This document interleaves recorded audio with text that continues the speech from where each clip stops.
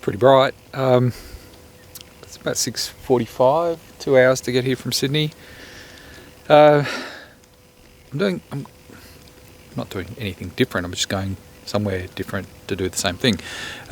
So Kirkconnell Creek is about, I don't know, 3 centimetres long or something like that. I'm exaggerating, of course, but on the map it doesn't seem very long.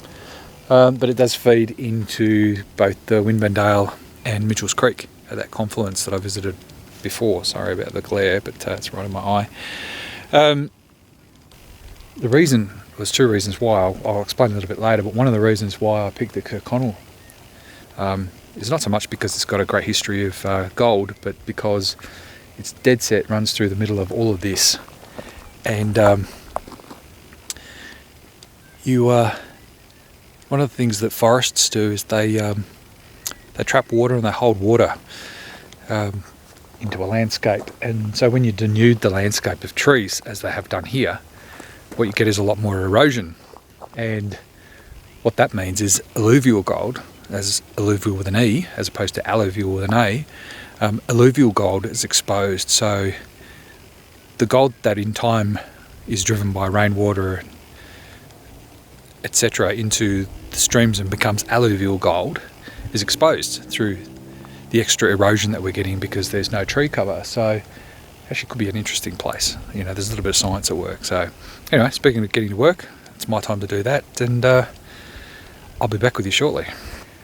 I took the wrong turn, as I'm wont to do, and came down this rocky path, and it gives some good views down into a very sharp gully. And there's a lot of bedrock down there, and amongst the bedrock I saw a pool big enough for me to wash some pans out. So I might go down, do a bit of crevicing on that particular bit of bedrock, and you know, if it doesn't pay a dividend, I'll continue on with my original plan of doing the Kirkconnell Creek. So my first crevice of the day is this one. Water comes through here pretty straight, and it starts to hit these large boulders, and then there's a rock wall in that direction which will strike and then push around to the left. So I'm thinking that there's a number of straight cracks running through here, then they meet up against that. I think there's a good chance there'll be a bit of a collection point around here, so I'll have a go. See if there's any packed gravels in there. It'll be nice.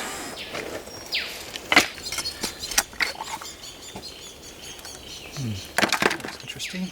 It's very blue. The camera's picking up the colour of that. It's very blue.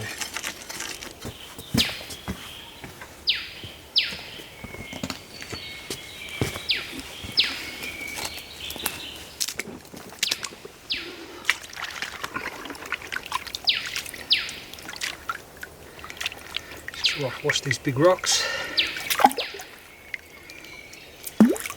So that's just holding something, a little fragment. Pine needles off.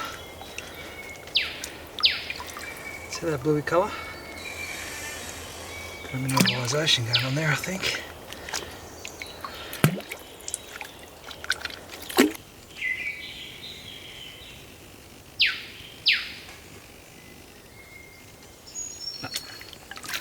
Not the bright. And I must say, it goes everywhere where the water gets stagnant. People have said it before, say that Mitchell's Creek is played out, and maybe it is. So I've done a few little test pans and I've found nothing at all. Mind you, I haven't found any real gravel, haven't found any real sand. It's all very rocky and bitty and ouch. It's not sort of material that I'd normally be even bothering with, really. I'd like to find at least one good pan of sand and to do a proper pan and just sort of be able to write this area off. You know, save me ever coming back here again. So I'm not even focusing on my camera. Yeah, so I'd like one good pan of sand just to prove to myself that there actually is nothing here. It's got all the hallmarks. It's like bedrock. You can see Where's my camera not focusing? There it is. You can see all the bedrock running across the stream there. You can see how it's that's actually the inside bend there with the gravel, and then it swings around again to another inside bend. So all this rock here, especially that big rock face there, the water would come hammering against that and push everything around. So you'd think behind it would be a bit of an eddy. So I'll see what's behind that, and I just want one pan full of sand that I can pan properly, and then I'll navigate that big hill back up to the car up there somewhere. This is the backside of that big rock here, and the first thing you notice is that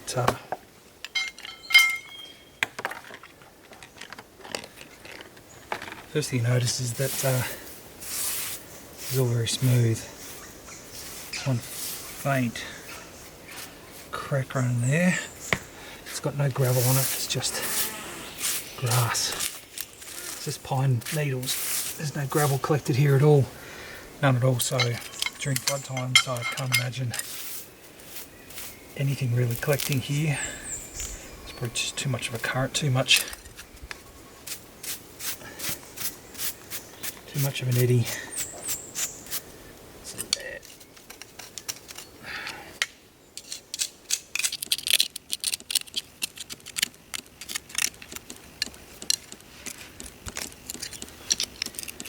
It's all just fine sand.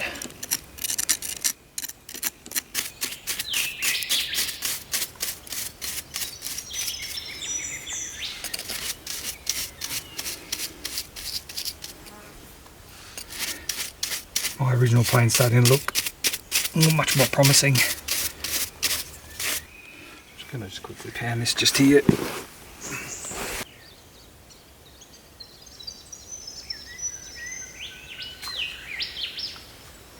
Nothing at all.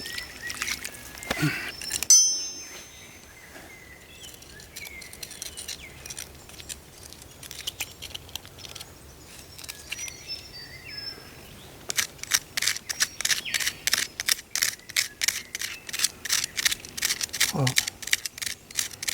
there's some gravel in here. Not much,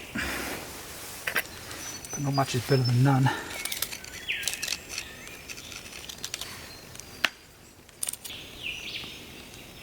But I suspect there's another empty pan.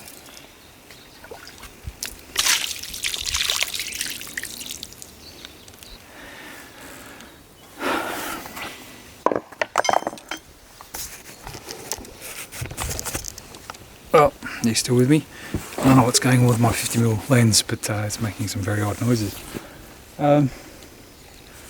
It's 8:12. That little crack was probably the best I've seen so far. I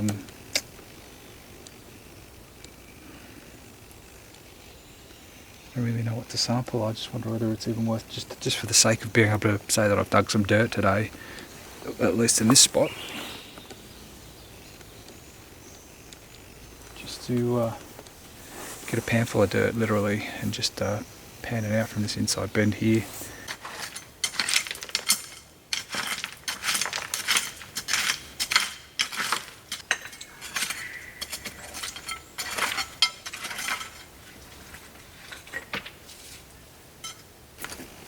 What I've got here is bedrock.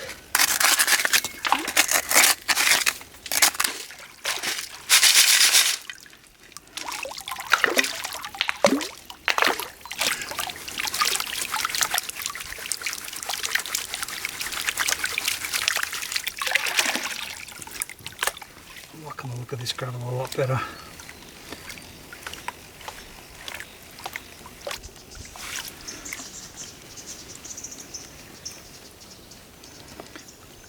Preliminary sort of swirl to see what I got. One speck, not worth it. There's either a lot of people have worked this, and it is Mitchell's Creek, so that's probably the case, or it's just not very gold bearing this particular section. But yeah, time to get out of here, time to hike up that massive hill and find some gold. yeah, so I'm on the Kirkconnell Creek, and you can hear it. It's running. I've never worked this section, which is all bedrock. You can see sheets of bedrock and really nice flow of river. I'm going to be able to get my sluice out, which is fantastic. I've never used that before. And I'm going to do some yabby pumping as well to try and save my back a bit, which is a bit sore. So first and foremost, I'm going to have a little bit to eat and get myself set up. Right at the top of that pan, can you see it? Just above the sand line, a little bit of black sand and one flake of gold. So that means that hole is worth digging out. So I'll keep going. Kirkconnell Creek does have gold in it. There is, if I can get it all in one area with one hand, there is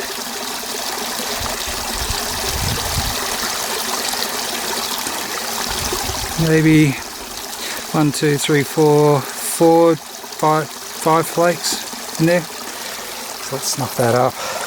That bush looks pretty, doesn't it? It's not, it's ferocious, it's spiking, and it's everywhere. You just have to brush up against it and it attacks you. So what I'm now interested in is some more crevices. That's a crevice running all the way through. It's almost like straight as a ruler. But all of this section here was all buried. And I found probably 6, 7 full specks of gold. But that was a good spot actually. That crevice went a lot further than I expected, and showed no signs at all that anybody else had ever dug it out. So it's a win for me, I guess. But yeah, I'm just going to duck down here. Got my sluice all set up. I've got a few things that I need. Don't need that. Just going to take my lunch, and I'm not actually expecting to get anything. I'm just going to see how the sluice operates. It's in a reasonably good spot. It's got a lot of current. Just find a few handfuls of mud to throw through it and see whether it actually does anything.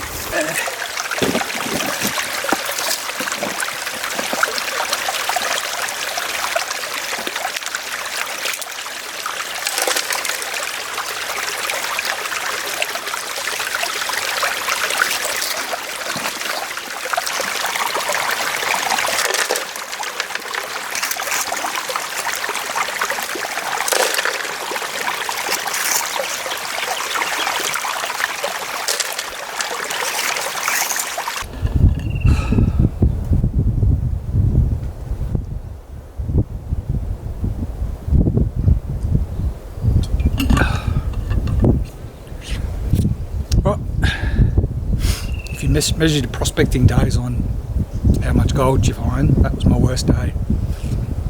If I want a surefire solution, I'll go to the Winburndale if I'm feeling that way inclined, but maybe it's time to find someplace new.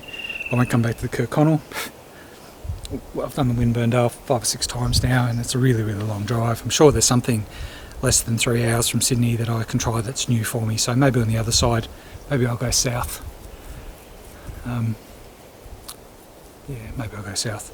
I think I'm ready for I think I'm ready to go the next step and try a little bit gold detecting as well, and sort of just, you know, have as many cards up my sleeve as I possibly can, you know, try and tip the odds in my favour a little bit. I'm losing my voice, time to go home. Hot, tired, thirsty, no gold to speak of, nothing to show really.